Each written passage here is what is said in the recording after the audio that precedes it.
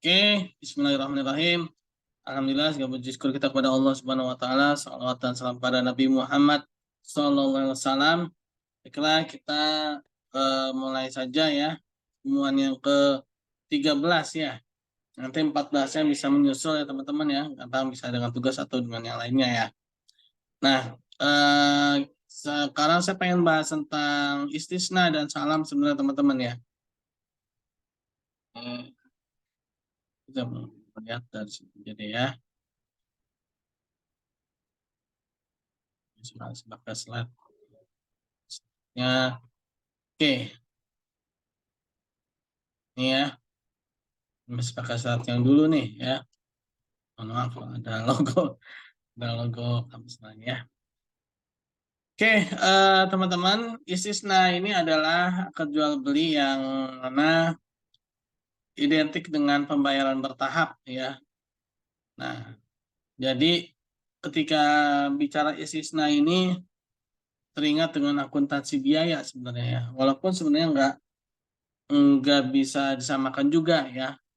Tapi mirip-mirip lah ya, tapi bisa jadi sama juga ya ketika dia itu memang bentuk barangnya itu berproses ya, berproses, pembayarannya berproses ya, tapi bisa berbeda ketika prosesnya itu beda. Jadi gini, kalau akuntansi biaya itu kan dia barangnya itu dari bahan mentah, bahan setengah jadi lalu jadi barang jadi gitu ya. Nah ini jadi pembayarannya itu berdasarkan kayak gitu teman-teman ya, istisna ya. Tapi ini bisa jadi gini, ada barang yang mungkin nggak setengah jadi atau barang jadi, tapi ini barang memang bisa jadi dia selesai, walaupun kalau kalau dia itu belum jadi barang jadi gitu loh. Ya, contoh gini, bikin jalan tol, misalkan sepanjang Jakarta sampai dengan Surabaya gitu ya. Nah, terus baru sampai Bandung gitu ya, baru sampai Bandung. Nah, itu kan kalau dari sisi finish ya, belum finish ya. Tapi bisa nggak berhenti sampai situ? Bisa, ya, bisa aja. Misalnya proyeknya gagal gitu ya. Akhirnya cuma sampai Bandung aja. Nah, itu bisa. Tapi kalau akuntansi biaya itu nggak bisa, ya. Nah, jadi kalau akuntansi biaya itu dia harus jadi barang jadi, ya.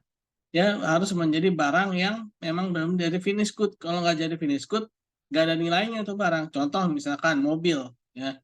Nah, mobil ketika dia baru cuma jadi sasisnya doang, berguna nggak? Nggak berguna. Ya, ya palingan gunanya nggak sampai seguna mobil ya, palingan jadi rumah-rumahan atau mungkin jadi hiasan aja ya, bukan fungsi utamanya sebagai kendaraan ya. Nah, jadi seperti itu ya teman-teman ya. Tapi bisa juga akuntansi biaya itu menjadi istisna bisa juga ya. Jadi misalkan mobil nih ya, mobil mewah banget gitu ceritanya ya.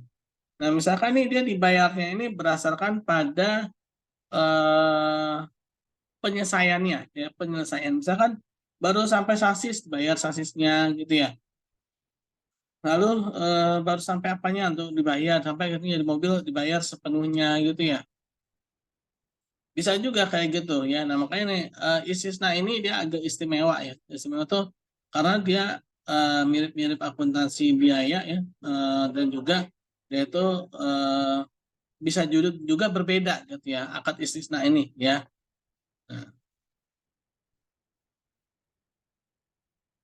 Nah, istisna ini ya kalau dalam lembaga keuangan syariah ya dia nggak bisa berdiri sendiri ya, dia harus dengan penjual dan pembeli. Kenapa? Karena si lembaga keuangan syariah ini yang namanya lembaga keuangan ya teman-teman ya, dia itu adalah lembaga jasa ya, bukan lembaga perusahaan dagang. Nah, karena memang bank itu tidak bisa menjadi perusahaan dagang kalau di Indonesia ya. Dia adalah lembaga perusahaan jasa ya. Sehingga dia harus paralel, ya dia harus paralel. Nggak bisa dia apa namanya memproduksi, nggak boleh. Kenapa? Karena dia lembaga jasa bukan lembaga perusahaan dagang atau manufaktur ya, beda. Nah, jadi seperti itu ya teman-teman ya mengenai istisna. Nah, karakteristik akad istisna. Nah, akad istisna pembeli Pembeli menugaskan penjual untuk menyediakan barang pesanan atau ada masnu sesuai dengan spesifikasi yang disyaratkan untuk diserahkan kepada pembeli dengan cara pembayaran dibuka atau tangguh. Nah, spesifikasi dan harga barang pesanan disepakati oleh pembeli dan penjual di awal akad. Ketentuan harga barang pesanan tidak dapat berubah sama waktu akad, ya. Nah, barang pesanan harus memenuhi kriteria, memerlukan proses pembuatan setelah akad disepakati, lalu sesuai dengan spesifikasi pemesanan atau customizing, ya, bukan produk massal. Nah, ini ya, ada customizing, ya, misalkan motor. Motor bisa nggak customize? Bisa aja. Misalkan biasanya rodanya 2 jadi 3 atau jadi 4 ya. Motor roda 4 ada loh ya, yang depannya tuh 2 belakang 2 atau roda 3 ya, depan 1 belakang 2 atau sebaliknya depannya 2 belakang 1 itu ya motor Batman ya. Nah, itu customize ya. Nah, ini barang-barang dia bisa diistisna ya, misalkan saking mahalnya ya modifikasinya itu sehingga orang atau perusahaan yang memodifikasi itu butuh biaya besar ya. Nah, sehingga dia butuh pembayaran yang bertahap itu namanya istisna ya. Harus diketahui karakteristiknya secara umum yang meliputi jenis, spesifikasi, teknis, kualitas, dan kuantitas ya. Nah, lalu barang pesanan harus sesuai dengan karakteristik yang telah disepakati ya antara pembeli dan penjual. Jika barang pesanan yang dikirimkan salah atau cacat, maka penjual harus bertanggung jawab atas kelalaiannya. Jadi misalkan harusnya rodanya 3 dikasih cuma 1 gitu ya. Harus rodanya 4 dikasih cuma 2. Nah, itu berarti kan salah ya. Atau mungkin cacat ya. Nah, ini juga harus bertanggung jawab si penjualnya. Misalkan bannya bopeng apa atau apalah gitu ya. Ngerti ya. Ada yang salah gitu ya pada rodanya atau apanya mesinnya ya. Nah, itu harus tanggung jawab tuh penjualnya tuh ya. Entitas dapat bertindak sebagai pembeli atau penjual dalam satu transaksi istisna jika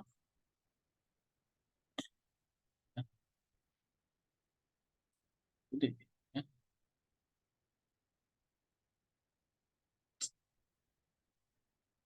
entitas dapat bertindak sebagai pembeli atau penjual dalam satu transaksi istisna jika entitas bertindak sebagai penjual kemudian memesan kepada pihak lain atau produsen atau kontraktor untuk membuat barang pesanan juga dengan cara istisna, makanya disebut dengan istisna paralel tadi ya. Nah, jadi ini si bank biasanya istisna paralel ya teman-teman ya. Nah, istisna paralel ini adalah istisna ini merupakan bagian dari selling financing yaitu pembiayaan dengan cara jual beli ya atau perdagangan ya. Jadi istisna ini dia harus jelas barangnya itu apa ya. Jadi memang ini bagian dari jual beli. Jadi jual beli itu banyak teman-teman ya. Kalau bahasa umumnya itu dalam bahasa Arab yaitu al-bay ya, itu jual beli. Nah, macam-macamnya banyak. Salah satunya istisna. Lalu ada murabahah ya. Lalu ada salam ya. Nah, itu semua adalah apa namanya jual beli. Nah, kalau ijaroh ya sewa ya. Tapi dia masuk dalam naturally certainty contract yaitu akad atau kontrak yang secara alamiahnya dia bersifat pasti ya. Sama dia selling financing juga, cuman bukan ke sellingnya tapi kepada rent atau sewa ya kalau ijaroh. Nah, pada dasarnya istisna tidak dapat dibatalkan kecuali memenuhi kondisi. Misalkan kedua belah pihak setuju untuk menghentikannya atau akad batal demi hukum karena timbul kondisi hukum yang dapat menghalangi pelaksanaan atau penyelesaian akad. Ya, misalkan apa? Eh, Pembuatan gedung gitu ya. Ternyata di luar dugaan ya. Gedungnya ini tujuannya untuk mohon maaf misalnya prostitusi gitu ya. Nah, maka harus batal itu ya. Harus batal demi hukum karena tidak boleh ya. Tidak boleh membuat tempat atau apa gitu ya yang melanggar syariat, melanggar hukum. Nah, maka harus dibatalkan ya. Misalkan nggak bisa diubah, misalkan apa? Eh, Emang benar-benar gedung itu dijadikan sebagai tempat maksiat gitu ya, nggak bisa diapa-apain lagi ya. Kalau misalkan apa namanya, misalkan ini kan di apa namanya diubah masih bisa ya, mungkin bisa dialihkan gitu ya. Misalkan tadi gedungnya buat maksiat gitu ya, prostitusi gitu kan. Nah, tapi masih bisa diubah nih, maka diubah lah ya. Tapi kalau misalkan gedungnya itu benar-benar apa namanya dibuat sedemikian rupa ya, jadi tempat maksiat gedung itu, nah, itu harus batal ya. Itu harus dibatalkan. Nah, pembeli mempunyai hak untuk memperoleh jaminan dari penjual atas jumlah yang telah dibayarkan dan penyerahan barang pesanan sesuai dengan spesifikasi dan tepat waktu ya.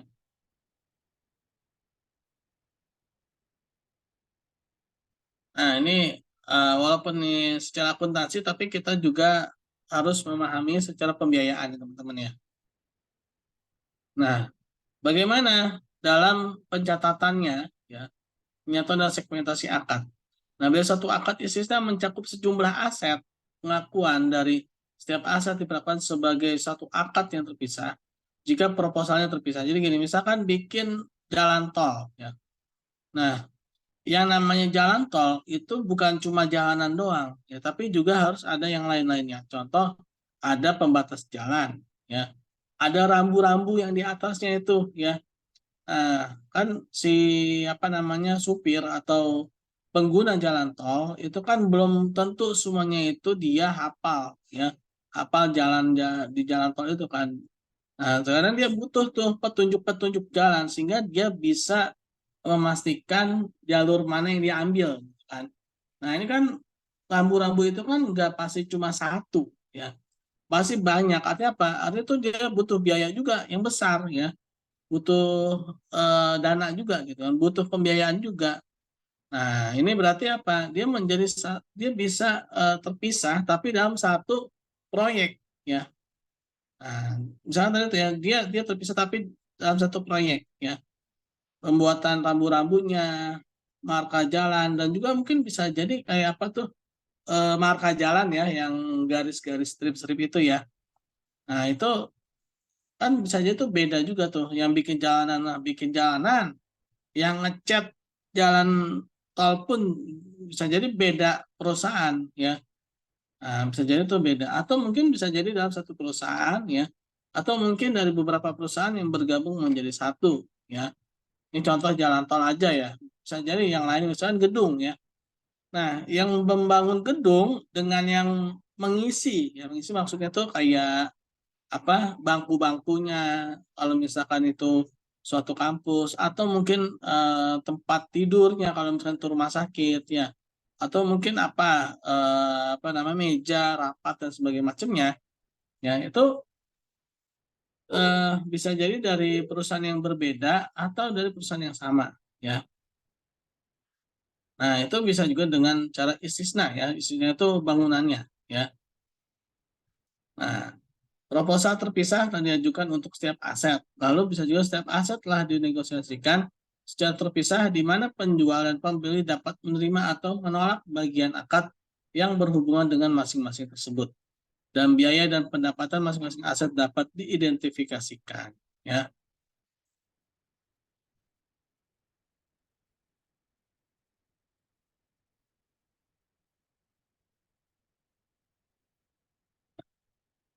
Suatu kelompok akad istisna dengan satu atau beberapa pembeli harus diperlakukan sebagai satu akad istisna. Ya. Nah, satu, misalkan tadi tuh ya ada beberapa itu ya, tadi itu jalan tol tadi ya, rambunya, terus marka jalannya, itu kan dia sebenarnya eh, satu kelompok, tapi bisa jadi itu beda-beda ya. Nah, kelompok akad tersebut dinegosiasikan sebagai satu paket. Satu paket sama rambu-rambu sama apa marka-marka jalannya, gitu ya. Lalu akad tersebut berhubungan erat sekali. Nah, berhubungan erat tanpa ada rambu jalan tol itu mengerikan, ya, terutama bagi pengguna jalan tol. Nah, teman-teman sih pasti udah pernah lah ya lewat jalan tol ya. Nah, itu pasti yang namanya rambu-rambu, petunjuk jalan itu sangat bermanfaat. Kenapa? Karena itu bisa apa namanya, bisa si supir itu dia menentukan posisi. Saya misalkan mau ke mana, saya mau ke Bandung gitu ya. Posisi untuk ke Bandung tuh di jalur berapa gitu kan. Nah, sehingga itu menjadi sesuatu yang erat gitu dalam jalanan gitu kan. Contohnya itu ya. Contohnya jalanan tol itu ya. Nah, sebetulnya angka tersebut merupakan bagian dari akad. Wah, apa ya? Maaf ini biasa orang top ya, banyak menelpon. Oke, saya lanjutkan. Akad tersebut dilakukan secara serentak atau secara berkesinambungan. Nah, serentak maksudnya ya ketika ada jalanan itu dibangun, maka saya itu ada rambu-rambunya gitu ya. Gak mungkin kan jalanannya udah jadi gitu ya.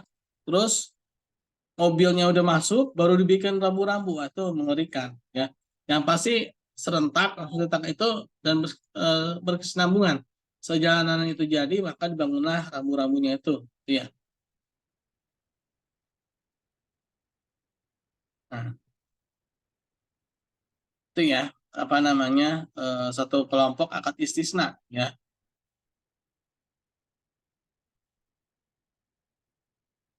Nah, jika ada pemesanan aset tambahan dengan akad istisna terpisah, tambahan aset tersebut diperlakukan sebagai akad yang terpisah jika aset tambahan berbeda secara signifikan dengan aset dalam akad istisna awal dalam desain teknologi atau fungsi. Nah, ada aset tambahan dengan akad istisna terpisah.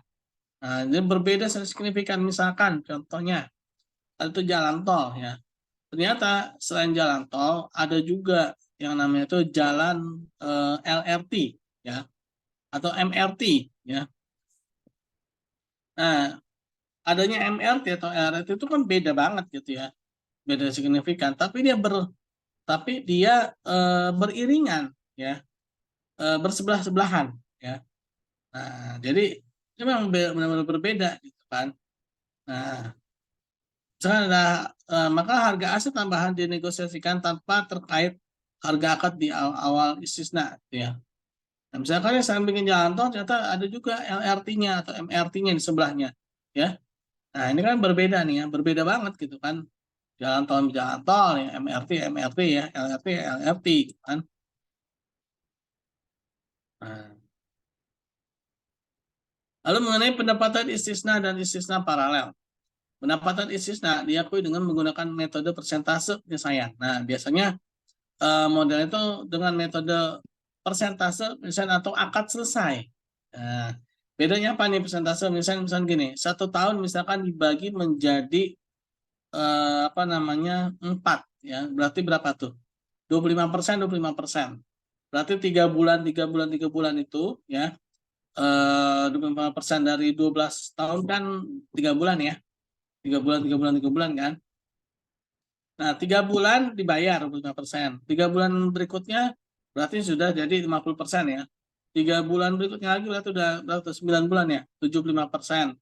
3 bulan berikutnya selesai 12 bulan berarti sudah dibayar semua ya. Apa namanya menjadi 100%.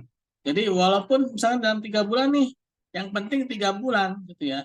Mau dia udah selesai sampai berapa yang penting kalau udah 3 bulan karena akadnya itu 25% per 3 bulan maka ya dibayarlah 25% dari nilai pembiayaan. Walaupun penyelesaian bisa jadi belum ada sama sekali gitu ya. Si tukang itu misalnya ngebutnya di bulan kedua gitu kan. Yang penting 3 bulan itu dia dibayar gitu kan. Itu namanya persentase penyelesaian. Atau akad selesai, misalkan nih saya bikin jalan tol nih ya. Walaupun bisa jadi dia belum sampai 3 bulan, tapi itu jalan tolnya itu sudah selesainya itu sudah berapa apa namanya sudah 25% selesai gitu ya. Nah, ini 25% selesai bukan bukan patokan ini ya teman-teman ya beda ya. Karena ini berdasarkan selesainya pengerjaan ya. Walaupun dia belum sampai 3 bulan, tapi itu ternyata pengerjaannya sudah 50%. Ya harus dibayar 50% kalau memang itu dengan metode akad selesai gitu ya. Jadi ada metode persentase misalnya tadi itu dari waktu ya. Nah, kalau metode akad selesai itu dari barangnya ya. Barangnya itu demonstrasinya sampai berapa kan. Itu yang dibayar. Akad dikatakan selesai jika proses pembuatan barang pesanan selesai dan diserahkan kepada pembeli. Ya. Nah, jika metode persentase penyelesaian digunakan, maka bagian nilai akad yang sebanding dengan pekerjaan yang telah diselesaikan dalam periode tersebut diakui sebagai pendapatan istisna pada periode yang bersangkutan. Ya. Bagian margin keuntungan istisna yang diakui selama periode pelaporan ditambahkan kepada aset istisna dalam penyelesaian dan pada akhir periode harga pokok istisna diakui sebesar biaya istisna yang dikeluarkan sesuai dengan periode tersebut. Ya. Nah, tadi itu apa namanya ya berdasarkan pada persentase berapa sih selesainya gitu ya. Bahasanya memang ini agak-agak belibet gitu, tapi intinya tadi yang saya jelaskan ya. Jadi memang kalau persentase penyelesaian ya, ya berapa persen yang sudah apa namanya selesai gitu ya. Berapa persen waktunya ya kalau akad selesai baru ya baru penyelesaian ya. Yang pasti intinya istisna itu adalah pembayaran bertahap itu aja ya. Metode pembayaran bertahap itu istisna.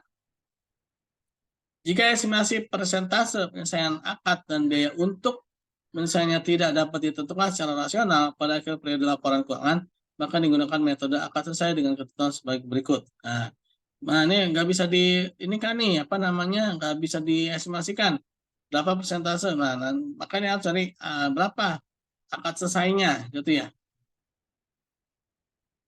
Tidak ada pendapatan istisna yang diakui sampai dengan pekerjaan tersebut selesai. Tidak ada harga pokok istisna yang diakui sampai dengan pekerjaan tersebut selesai ya. Tidak ada bagian keuntungan yang diakui dalam istisna dan penyelesaian sampai dengan pekerjaan tersebut selesai atau pengakuan pendapatan istisna, harga pokok istisna dan keuntungan yang dilakukan hanya pada akhir penyelesaian pekerjaan. Nah, ini istisna dengan pembayaran tangguh. Jika menggunakan metode persentase penyelesaian, dan proses pelunasan dilakukan dalam proses lebih dari 1 tahun dari penyerahan barang pesanan, maka pengakuan pendapatan dibagi menjadi 2 bagian, yaitu margin keuntungan pembuatan barang pesanan yang dihitung apabila istisna dilakukan secara tunai diakui sesuai dengan persentase penyelesaian, dan sisi antara nilai akad dan nilai tunai pada saat penyerahan diakui selama periode pelunasan secara proporsional sesuai dengan jumlah pembayaran. Meskipun istisna dilakukan dengan pembayaran tangguh, penjual harus menentukan nilai tunai istisna pada saat penyerahan barang. Nah, walaupun apa namanya dibayarnya nanti nih, tapi harus ada estimasi. Ya, berapa sih yang harus dibayarkan nanti? Ya. Pada saat penyerahan barang, ya pada saat penyerahan barang pesanan sebagai dasar untuk mengakui margin keuntungan terkait dengan proses pembuatan barang pesanan. Nah, margin ini menunjukkan nilai tambah yang dihasilkan dari proses pembuatan barang pesanan. Sedangkan yang dimaksud dengan nilai akad dalam istisna dengan pembayaran langsung adalah harga yang disepakati antara penjual dan pembeli akhir. Ya. Nah, ini dengan pembayaran tangguh ya. Nah, ini hubungan antara biaya perolehan, nilai tunai, dan nilai akad diuraikan dalam contoh berikut. Nah, biaya perolehan, ya biaya produksi adalah Rp1.000.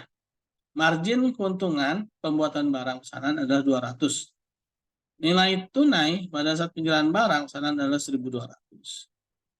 Nilai akad untuk pembayaran secara angsuran selama 3 tahun adalah 1.600. Nah, selisih nilai akad dan nilai tunai adalah 400, yaitu 1.600 dikurangin 1.200 ya.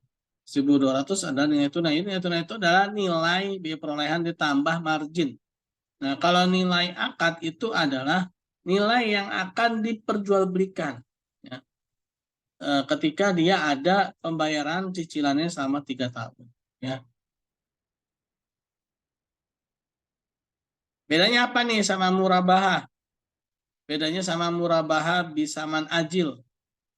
Jual beli ya dengan margin, bayarannya dicicil. Ada lagi nih. Kalau murabahah itu barangnya udah finish di awal, ya dikasih tuh di awal ya. Dan lalu bayarnya dicicil, barang udah finish ya. Istisna barangnya belum finish. Nah, itu bedanya ya teman-teman ya. Barangnya belum selesai. Maka perlu yang adanya pembayaran selama penyelesaian barang itu. Nah, itu istisna ya. Bedanya dengan murabahah bisaman ajil atau jual beli dengan pembayarannya cicilan ya.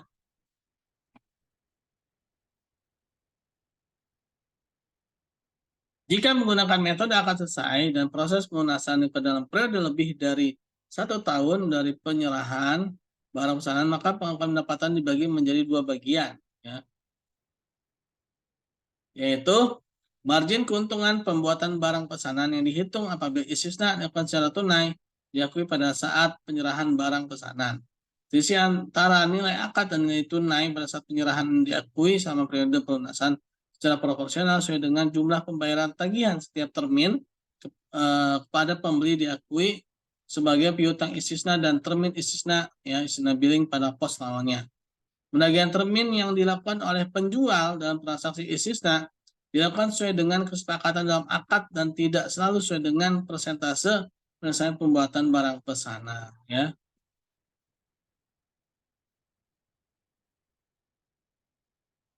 Lalu biaya perolehan istisna. Nah, biaya perolehan istisna terdiri dari biaya langsung, yaitu biaya bahan baku dan tenaga kerja langsung. Nah, ini mirip banget sama akuntansi biaya ya. Ada bahan baku langsung ya, biaya bahan baku, BBB itu ya, dan tenaga kerja langsung, BTKL itu ya, untuk membuat barang pesanan. Kalau ada namanya biaya overhead, nah ini mirip banget teman-teman ya, mirip banget dengan akuntansi biaya ya. Istilah-istilahnya mirip ya. Nah, ada biaya tidak langsung. Nah, contoh apa biaya langsung misalkan ya bikin gedung ya pasti langsungnya itu apa bahan bakunya itu kayak apa batu bata, terus pasir ya, terus apa lagi itu kan kelihatan semuanya ya. Nah, itu bahan baku langsung. Tenaga kerja langsung siapa ya? Kuli-kuli bangunan itu ya. Tenaga kerja langsung ya. Nah, yang tidak langsung siapa? Security, manajer pabrik ya. Kan tanpa mereka sebenarnya gedung masih tetap bisa jalan kan, masih bisa ini kan. Tapi tanpa mereka juga keamanan nggak terjamin ya. Nah, bisa-bisa semen atau hilang 1 sak ya, pasir hilang 1 ember ya kan, paling jagain ya kan. Nah, itu tapi adanya mereka tuh nggak ikut ngebangun tapi dengan adanya mereka tuh bisa apa menjamin prosesnya itu berjalan gitu ya. Nah, lalu ada namanya biaya praakad. Diakui sebagai beban tangguhan dan diperhitungkan sebagai biaya istisna jika akad disepakati. Namun jika akad tidak disepakati, maka biaya tersebut dibebankan pada periode berjalan. Biaya perolehan istisna yang terjadi selama periode laporan keuangan diakui sebagai aset istisna dalam penyelesaian pada saat terjadinya. Nah, beban umum dan administrasi, beban penjualan, serta biaya riset dan pengembangan termasuk dalam biaya istisna. Ya, sama ya. Beda ya, yang tadi biaya perolehan istisna langsung. Beda ini ya. Nah, biaya perolehan istisna berikut ini ada namanya biaya perolehan barang pesanan sebesar tagihan produsen atau kontraktor kepada entitas. Lalu biaya tidak langsung adalah biaya overhead termasuk biaya akad dan praakad. Dan semua biaya yang akibat produsen atau kontraktor tidak dapat memenuhi kewajibannya jika ada. Nah, biaya perolehan istisna paralel diakui sebagai aset istisna dalam penyelesaian pada saat diterimanya tagihan dari produsen atau kontraktor sebesar jumlah tagihan. Ya. Nah, penyelesaian awal. Jika pembeli melakukan pembayaran sebelum tanggal jatuh tempo, nah udah bayar nih sebelum jatuh tempo, dan penjual memberikan potongan, maka potongan tersebut sebagai pengurang pendapatan istisna. Pengurangan pendapatan istisna akibat penyelesaian awal piutang istisna dapat dilakukan sebagai potongan secara langsung dan dikurangkan dari piutang istisna pada saat pembayaran atau penggantian atau rembes pada pembeli sebesar jumlah keuntungan yang dihapuskan tersebut setelah menerima pembayaran piutang istisna secara keseluruhan. Ya. Lalu bagaimana pengakuan taksiran rugi? Jika besar kemungkinan terjadi bahwa total biaya perolehan istisna akan melebihi pendapatan istisna, taksiran kerugian harus segera diakui. Jumlah kerugian semacam itu ditentukan tanpa memperhatikan apakah pemberian istisna telah dilakukan atau belum, tahap penyelesaian pembuatan barang pesanan, atau jumlah laba yang diharapkan dari akad lain yang tidak diperlakukan sebagai satu akad tunggal sesuai dengan paragraf. Nah ini mulai jurnal-jurnalnya nggak usah ya, karena kita bukan akuntansi ya teman-teman ya, kita ini manajemennya ya. Jadi kita hanya mempelajari bagaimana pengaturannya aja ya.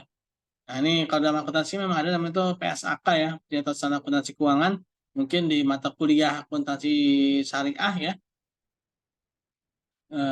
teman-teman bisa belajar di sana ya. Ini saya hanya menyampaikan pada bagian ininya saja ya, manajemennya aja ya. Saya sedikit mirip lah ya, akuntansi pembeli ya. Oke, mungkin itu teman-teman, ini nanti saya masuk dalam SSO ya. Adakah yang ingin ditanyakan? Cukup, Pak. Cukup? Belum ada, Pak. Oke, kalau memang belum ada, nanti apa mau kita lanjut lagi setelah maghrib?